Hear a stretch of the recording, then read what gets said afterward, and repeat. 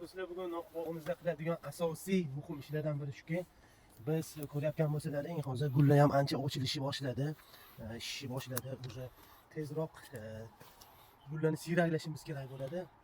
Gullarni qanday siyraklaymiz? Nimaga bu gullarni siyraklash kerak? Ularni aytib o'taman, iloji boricha tezroq. Qancha gullarni ko'p siyraklasa, shuncha sifatli meva chiqadi, ozuqa balansi ham to'g'rilanadi va hosil sifatli katta ham bo'ladi. Shuning uchun tezroq siyraklash kerak bo'ladi. Agar gullab ketgandan keyin balans buziladi. Shuning uchun iloji boricha tezroq qilish kerak. O'zi tezroq qilishim kerak edi.